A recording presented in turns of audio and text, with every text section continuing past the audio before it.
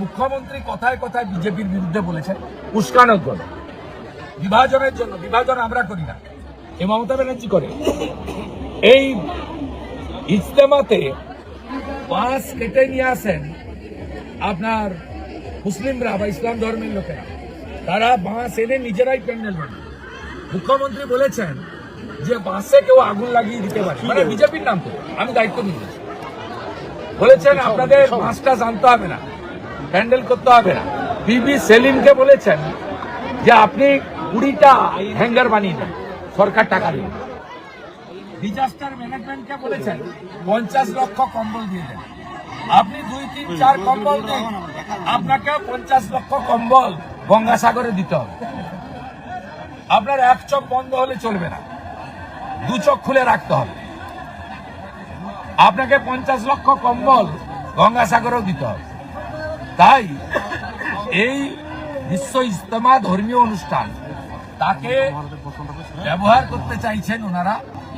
আমি একটা চ্যানেলে দেখছিলাম, ফুরপুরা শরীফের ওয়া সিদ্দিকী সাহেব বলছেন যে পরিদর্শনের নামে মন্ত্রীরা এসে, তৃণমূলের নেতারা এসে এই বিশ্ব ইজতেমাকে, ধর্মীয় অনুষ্ঠানকে হাইজ্যাক করতে চাইছেন।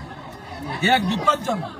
আমি দিল্লি সুরা কমিটিকে বলবো অবিলম্বে হস্তক্ষেপ করুন এবং মমতা বন্দ্যোপাধ্যায়ের সাম্প্রদায়িক এবং বিভাজনের রাজনীতি যাতে পশ্চিমবঙ্গের শান্তি সম্প্রীতির ক্ষেত্রে বাধা না হয়ে দাঁড়ায়, আপনারা ব্যবস্থা নিন।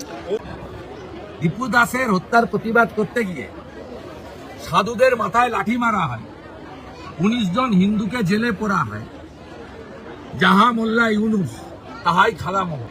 দাদা, অভিষেক বন্দ্যোপাধ্যায় ঘোষণা করলেন যে 15ই জানুয়ারি নন্দীগ্রামে 2টো ব্লকেরই তিনি সেবাশ্রয় প্রকল্প চালু করবেন, 2টো ক্যাম্প করে। তাতে অসুবিধা নেই, আমরা তো সেবা ডেইলি দিই, আমাদের প্রত্যেক দিন সেবা দান করায়। সেবা দান করতে আসছেন মানে হেলথ ফেসিলিটি দিতে আসছেন, তার মানে আপনার পিসি ব্যর্থ স্বাস্থ্যমন্ত্রী হিসেবে।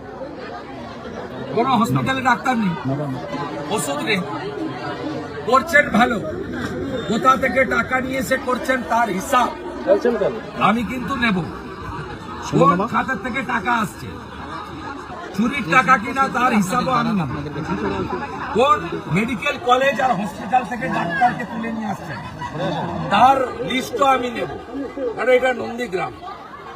আর ভোটের আগে মমতা ব্যানার্জি অনেক কিছু দিতে চেয়েও নন্দীগ্রামের হিন্দুদের কিনতে পারেনি।